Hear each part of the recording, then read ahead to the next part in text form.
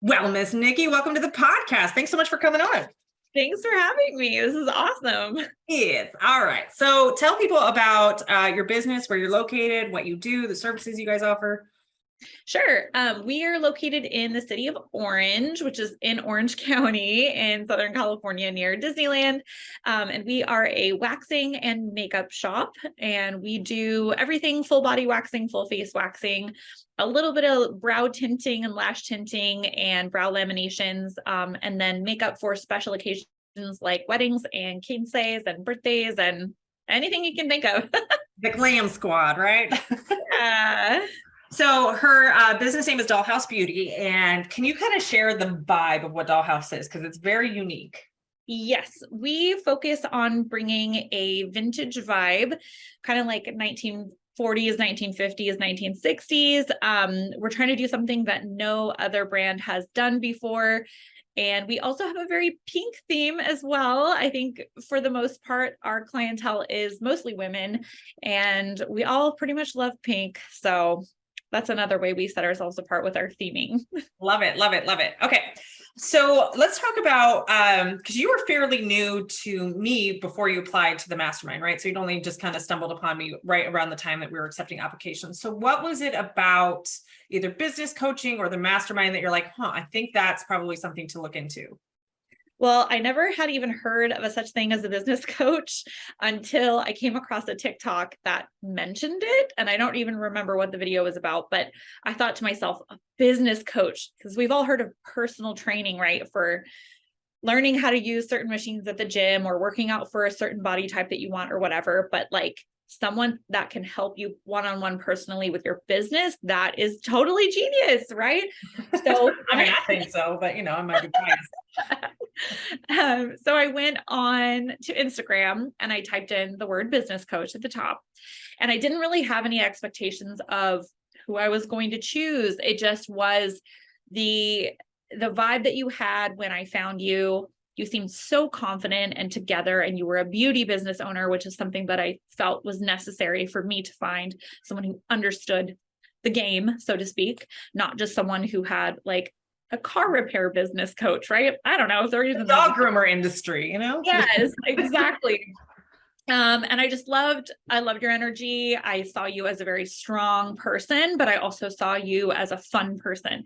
So the combination of that sat really, really well with me. And then you answered my DM right away. I was like, wow, she has a lot of followers. Like maybe she won't even see this. Maybe it'll go into her requests or whatever, but you answered me right away. And I loved that personal touch. And I was like, okay, cool. She likes the fact that I'm wanting to connect with her and she's answering my questions. So that sealed the deal for me. And then I just was like, how can you help me? I'm drowning here. I don't even know where do we even start.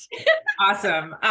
Yeah. So usually what I find is like people follow me on the podcast and then they get into like the Instagram and then they DM me. But yeah, for sure, we answer all of our DMs. So I love that it was almost just like you were so new to me. And so it took us some time to kind of even adjust to how I coach and how you receive information. And it's been a beautiful journey to have worked so closely with you over the past few months and really watch your evolution as a business owner, your evolution as a woman, as a leader. It has not been an easy experience for you. And I kind of want you to touch on the challenges that you've faced, because I think it's a realistic, yes, we could paint all the results and the scalability and the size of the team and the growth and all the vanity metrics, but I want you to touch on what you've been challenged with, because I am probably more firm in coaching you than I am with most people, because I see the potential. And I also know that I know what you want because you've expressed it. And so I'm like fighting for what you want to. So kind of talk with me what that experience has been like for you on your end of being challenged outside of your comfort zone. Sure.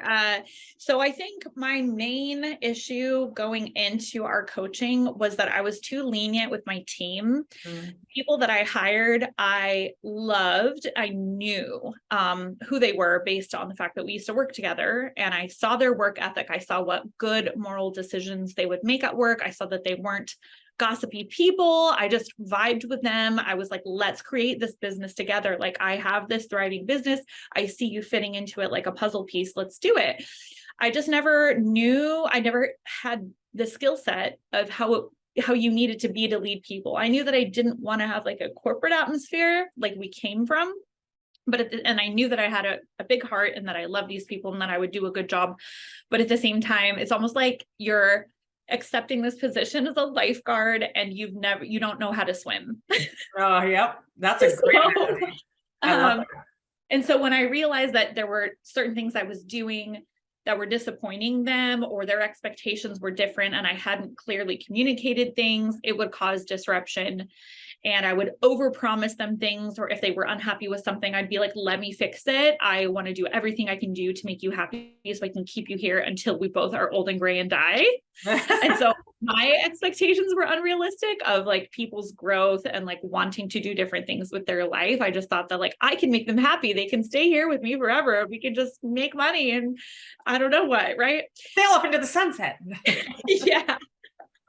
So it got to this point where like I was giving them so much of myself, and you've said it to me before, Nikki, you've painted yourself back into a corner that you can't grow out from because you've given all of your time, your attention, your resources, your income to your team, and like nothing is left over for you, number one, really, but number two, the growth of the business beyond the current space that you guys are in.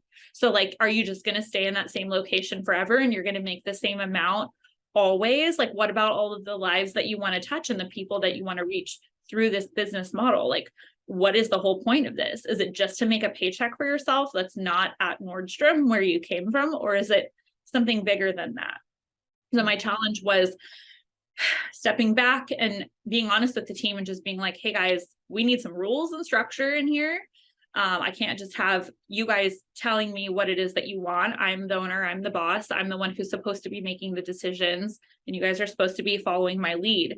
So getting their buy-in to all of these new rules was challenging at first, but then it was exactly what it needed. It's what the business needed to thrive. We did need to have cameras in there to protect ourselves from theft or any other situations. If an employee were to come in late but claim that they were there early, that would be considered time theft. Like, there were so many things that I just never even thought about. And the rules helped to find the people that really did care about the business and want to be there, and separate them from the people that weren't the best fit for the business moving forward. Yeah. And we did a lot of that kind of the first couple of months. We had to do some back work to clean up some of the stuff that had unintentionally, your heart has always been in the right place. And there's such, and I can relate to this so much, there's such a, being an empathetic leader, caring about people, caring about your team, but with a boundary in place. And I think you struggle, and you may still struggle with the boundaries of caring for people and wanting to support them and have them thrive and be really well, but not at the cost of you, which then makes it harder to make really good business decisions. And so in some ways you had a purification process with your team where you lost team members or you fired team members that just weren't in alignment with the direction that you were going. But I think you've started to see when we start to clean out the business, whether it's we're getting rid of policies that don't work, or we're implementing policies to streamline processes, or we're getting rid of people that were overpriced because you were just trying to pay them to keep them happy and they still weren't happy, that now we've started to create this space to really get amazing team members in. And I actually want you to speak to the fact that you recently hired an assistant manager now, because you have enough profitability in your business to do so, and you need that support of somebody else who can run the operations of the business. So talk to me about that journey of bringing on assistant manager and starting to work with her. Yeah. So our number 2 core value that we all actually created together was pull the wagon with equal effort, which basically means that Nikki should not be up in the front pulling the whole covered wagon while everyone's back there drinking mead. Like, I think that's the 1940s or 50s. I think we've gone back to the Renaissance. We're farther back than that, girl. We're in like the Pilgrim era here, because we're pioneering, right? There you go. Okay. Sorry, that didn't connect until right now. Got it. Nailed it. All right. We are got it. Thousands of years covered here. Yeah. I mean, I can only have the strength to do that for so long, and I've already done that. I need everyone else up there with me, pulling all of our stuff together with equal effort, right? And I also need someone that I can bounce ideas off of and who can truly understand the nature of running a business, and maybe even have a skill set that I don't even have yet, and insight into decisions that I should make that I'm not even aware of. because they have done this before. And I used to almost talk to my team members like they were another manager and try to get their opinions on things. And I realized that, of course, they're only going to make the decisions that are going to benefit them, not that they're going to benefit the business and help keep us moving forward. So now I have Tori. She's so rad. I'm so excited. And we're just beginning our journey together, but I can already tell that she gets it. She's on task. She's excited about her role. She is my right-hand woman. And I think that every business owner, once they get to a certain level of having maybe 3 or 4 team members, they really do need an assistant manager. When you're producing as much money as that will make you, you can't continue to do it all by yourself, and you shouldn't have to. Yeah, it's really about leveraging your time as the CEO, especially with the growth that you want to have and the demand that you've created. Yes, you can keep hiring service providers, but then you have a lot of team members to manage because you also have receptionists. So you do have I think you actually have the largest team in the mastermind right now. So it is a lot to navigate. I'm like, woohoo! That comes with its whole layers of complication as well. It's a lot of personalities in there. And so I agree with you 100% that when you are solo, right, you are wearing all the hats, including service provider and accountants and bookkeeper and customer service and all these different things. And as you start to grow, you can start to delegate out some of those things. So you delegated out the service provider, so you're no longer in the treatment room. And then you've also delegated customer service. So you do have a receptionist staff. And so now you're actually up leveling to the next level where we're starting to delegate the management and the operations side of things. And so that's that's allowing for so much more opportunity once you get Tori kind of onboarded for you to really step into what is your zone of genius. And so where, just from a business perspective, you have usually like the founder and the CEO, or you have the board of directors and the CEO, or the CEO and the COO. There's usually like 2 people that are responsible for the business. I like to look at myself as the visionary of the business, right? And so in my role, I very much am looking at where the business is headed. And then I have somebody who's in operations who then takes my big, great, amazing ideas and puts them into like project management. How do we get this done? Communicates it to the team, manages the team. Because if I'm stuck in that, and I was stuck in that for a long time, it depletes me. There are certain tasks in the business that the CEO just does not enjoy. And for most of us CEOs, those entrepreneurs, we like the creative side. We like the visionary stuff. We like the relational stuff. We like the big partnerships. We like the marketing and the ideas. Like you are huge on TikTok, right? You almost have their own influencer brand in addition to Dollhaus Beauty. And so to get this new role in who really can be in the logistics, present you with the data and the facts, and then you make the strategy call is going to be a beautiful dynamic, both between you two, as well as freeing you up to do the things that are your zone of genius and the brand you want to build out. Because share with me the origin of your brand and why you chose kind of more the rockabilly culture and why that resonated with you. Talk about your grandma, talk about what this business means and where it's heading for you now that you have so much clarity on that. Yeah, well, just to touch on what you just said, it's so true. I can't be creative if I'm so stressed out that I can't even think straight. I have like my list of 20 things to do, and content creation is at the very bottom, but content creation is what got us where we are today. So it's like, if that part's not getting done, then the business isn't growing, and I'm just doing all of these things that someone can be doing. Yeah. So yeah, absolutely. I can't wait to be creative again. So the way that the brand began was my grandmother Rose. I really hope I'm not going to get emotional every time I talk about her. I feel free, because it is a beautiful story. It is a beautiful. She's pretty much the coolest person that I've ever met. She was really into selling Avon when I was young, and that's how I was introduced to makeup in general. And as I grew older, I got a chance to work in a makeup counter, and she put me through fashion school. She was always like really into the creative, artsy Nikki, and really supported that. Whereas like my parents and other people in my life were kind of like, well, why can't you do something with your life that is actually going to help you? I get it. Everything was a waste of time if it had anything to do with art, right? And to be fair, I do wish that I had taken the time to also go to business school, but this program has allowed me to understand so much of this business side. I almost feel like the path that I took was so natural, and it's starting to kind of come full circle with what the missing link that I really needed to make this business idea happen. So I did all the artsy stuff. I had a lot of fun with fashion school. and worked in makeup for many, many years. And then finally, a trainer came to our counter at Mac where I was working. I'd been there for like 6 years at this point, and I loved doing makeup on people and helping them pick out a lipstick and all of that. But I hated the selling part. That always felt like such a chore to me. So I had been focusing on doing makeup for bridal parties and such. And this trainer was like, hey, I just want to let you guys know they're changing the laws in California, and you're going to need an esthetician or a cosmetology license pretty much starting next year if you're doing makeup outside of the counter. If it's outside of a licensed establishment, it gets a little deeper than that. But anyway, I digress. I decided at that point that I was going to have to just go to esthetician school because I didn't want to stop doing makeup. There was nothing that was going to prevent me from doing that. So I got my license, and then I also picked up waxing in school. And in school, I was like, okay, I need some practice. So then EWC came along, and I stayed at European Wax Center for a year, learning how to get good and fast at waxing. And when I left EWC to go start the Dollhaus, I didn't even feel my most confident waxing self. I knew how to do makeup really well, and I was continuing to learn like new techniques as they would come up in the industry. But I knew that I was really good at connecting with people, and that I loved people deep down, and I just was ready to do my own thing. And then I was going to be successful, even if I wasn't the fastest or cleanest waxer out there. Yeah. And I was right. So the business grew, even though I wasn't like the best waxer. And then I was able to hire team members who I felt were even better than me at waxing. And they were able to take up that physical part of the job while I took over the marketing.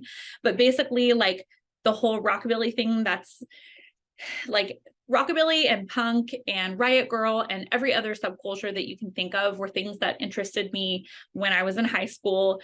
And it wasn't a phase as it is for a lot of people. For me, it was really glomming onto that individuality of like, wow, there's this community of people that likes to be different and likes loud, fast music and cars and wearing like tight skirts and being very overly feminine and doing this like pinup photo shoot stuff. Like all of that really attracted me, and that desire for that community of differentness and fostering the creativity and artistic abilities, it never really left me. And I took kind of like a chance when I built my business around that, because the communities that I was into were small.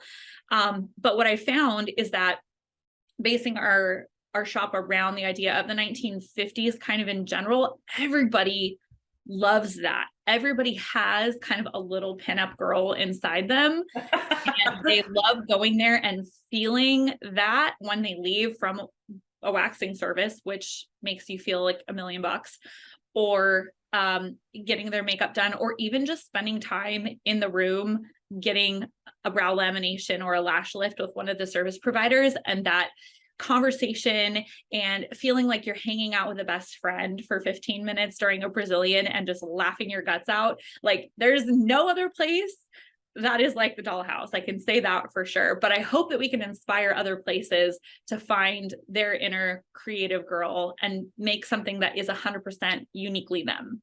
Yeah, I love that. And that's really, I mean, that's so much. When you shared that story with me about your grandma and then your draw to the rockabilly culture and just how it was almost like you loved the uniqueness of it, that it wasn't like a cookie cutter kind of thing, that you got to be yourself, you got to express yourself, you felt accepted in that, and how you've tried to incorporate that in your business. And that's really what is the mission of Dollhaus, beyond just what you've got going on now, that you have this vision of where it's going to go in the future, so that more people can experience that feeling of acceptance in being unique and individual and themselves. And that to me is, there's no amount of money you can pay a branding agency that will overpower that vision and that mission that you're building right now. So like, yeah, the way that my grandma made me feel was just so special. She wanted to sit and chat with me every time I would come visit her.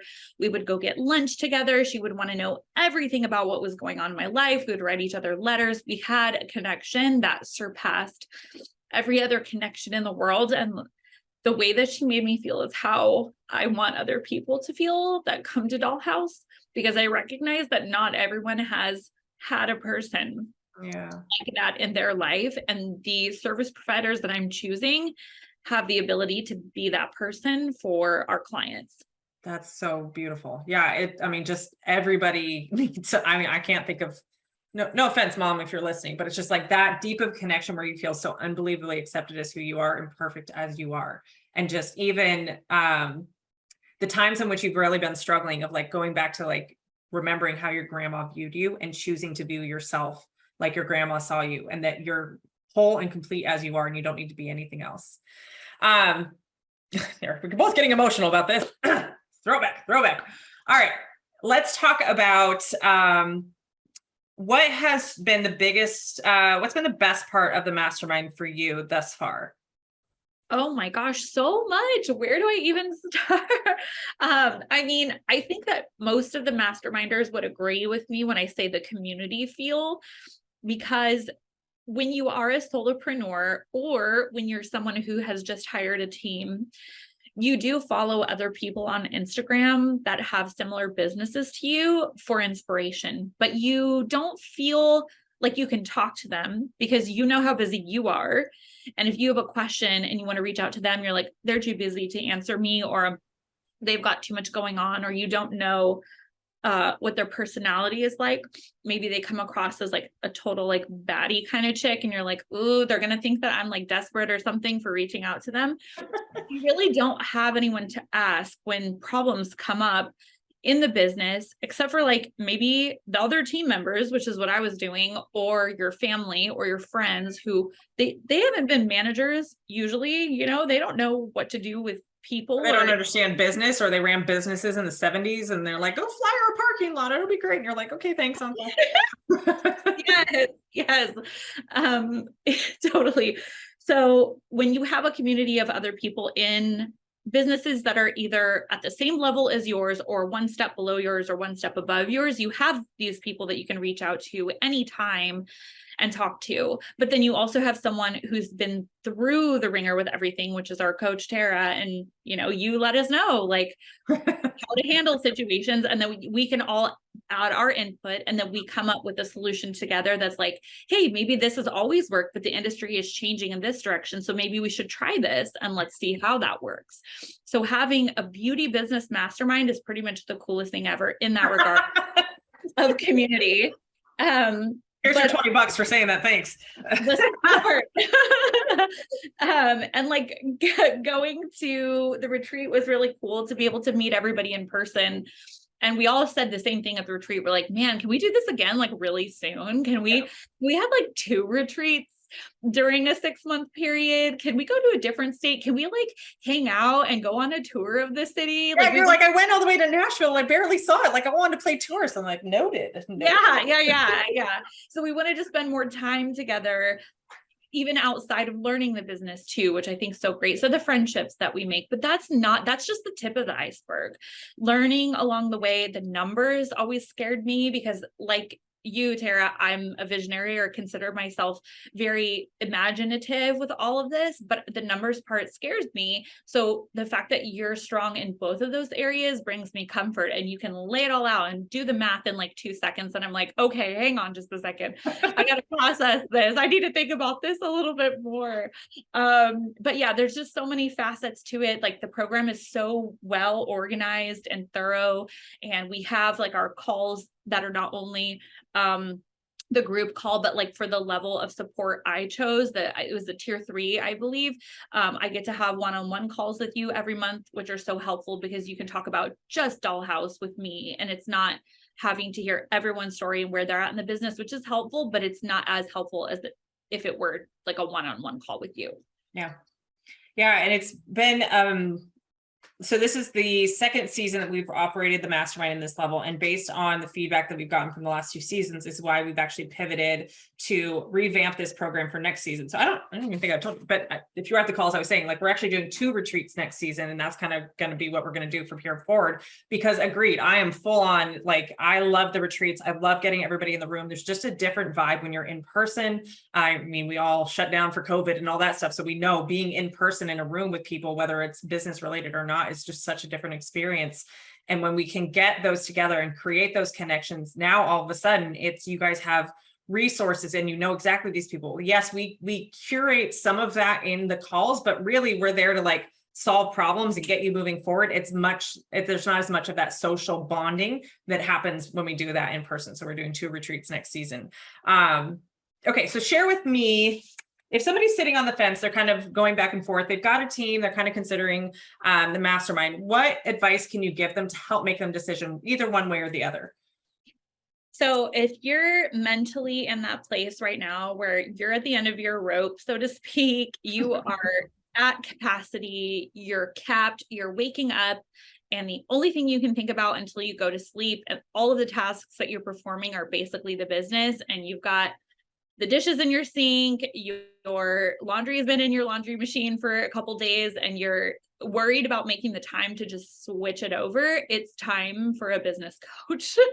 That's basically where I was at. And you're seeking the peace to make the right decisions and to have the support that you need to take your business one step further. Because you could be successful where you're at right now, but there's going to be those day-to-day problems that you don't have an answer for. And the business coaching programs are what's going to get you there. And as far as like the levels of support, like tier 1, 2, or 3. So we're doing all the same tier. So we haven't announced that yet to the team members, but there's no different levels. We'll go into okay. Don't worry, I got you. Okay, all right, cool. But yes, more support. And that's really where, so we've had different tiers of support just based on whether you're getting one-on-one coaching. And what we're shifting to is that we're going to be doing all one tier, essentially just one payment plan. And that is where basically we can jump on a call at any point. So my goal is to make sure that there's always availability for if somebody's struggling. Because what I was noticing is that like people would have problems, but they'd have to wait 2 weeks till they're one-on-one or 3 weeks. And then like maybe it wasn't as big of a deal, or they implemented something and then we had to go undo it. And so really I wanted to free myself up to not necessarily have structured, like you get it every month and it's scheduled on this date. It's like, if you're struggling, we're going to jump on a call. We've got somebody, either me or my coaches, we're going to jump on a call with you. Also, Nikki doesn't know this either. We're also implementing a Facebook group. So now it's going to be when you have a question, we can go in there, we can help you either that same day. You don't have to wait till my time to be able to jump on a call. So we're increasing the levels of support and communication. And also we've had like Instagram groups where people were kind of split up. We're having accountability groups where it is separate, where you will have people that your focus is being accountable for the month. So it's like, what is it we're doing this month? What do we need to get done? What's getting in the way? So we'll have more details about season 3 of the mastermind. Our current members are going to get the opportunity to join first. So if they fill up the next season, sorry. But I do think we're gonna have a few slots open because we're getting it just a touch bigger, but not too much bigger. And you guys will also start to see how we're going to shift the support and be able to make sure that we're serving you guys when you're having issues in that moment. Because my goal, my hope, and my wish for this program as it starts to evolve is that people learn how to coach themselves, but also want to learn deeper level stuff when it comes to business and mindset stuff. I know that's been something that like, you're like, oh, there's a whole lot of mindset stuff, because not only for you as the business owner, being able to coach yourself through challenges and problems that come up, but also for your team and being able to help coach them. Like if they get a bad review, how do we handle that? How do we shift their perspectives and get them producing again, getting them happy with their job? Or if they're complaining about their pay, how can we create opportunities for them to increase their own pay without you being the gatekeeper of all the money in the world, according to them? And so there's a lot of different ways that we're shifting to being very marketing focused, management focused, and mindset focused in the mastermind moving forward, including 2 retreats. So, I love that. Yay. We've heard your feedback. Yeah. So I don't think, did I even tell you about where the retreats are going to be and when they're going to be? I'll make an exclusive announcement. Okay, cool. So we're planning for, I think it's going to be at the beginning of February. It's going to be the first one here in Nashville again. And we're going to do that earlier on in the program. So this last time, I think we did it at the end of month 3. So that way you're getting to meet everybody right off the bat, probably within the first month of the program starting. And then the last one is going to be in June, right before IBS in Vegas. So we'll have the 2 days of the retreat, and then we'll back it up to the International Beauty Show, which is like the industry's biggest conference in Vegas. So that will be a perfect way to wrap up season 3. Cool. Oh my gosh, great. Awesome. Okay. Any final thoughts on the program and anybody who's considering to consider it, thinking through it? Gosh, I would just do it. Like, it's the best investment that I've made in the business so far. I don't know where I would be, really honestly, without the program right now. I might still be in the exact same place that I was 6 months from now, which scares me to think about how I was feeling back then. But I've just made so many huge strides with your help, Tara, and with the group's help. I'm indebted forever. Oh, well, it has been an absolute joy. You have taught me so much in this journey as well. So it is definitely reciprocated. And I've been, I got to figure out if I can come see you, because I'm going to be in San Diego here in a couple of weeks. So I'll see if I can't come make a trip up there. I don't know, see the magic in person. All right. Well, thank you so much, Nikki. If you guys have any questions or you want to learn more about the Mastermind or Society X, DM me #hire on Instagram and let's chat about your team building goals. Until next time, have a good one.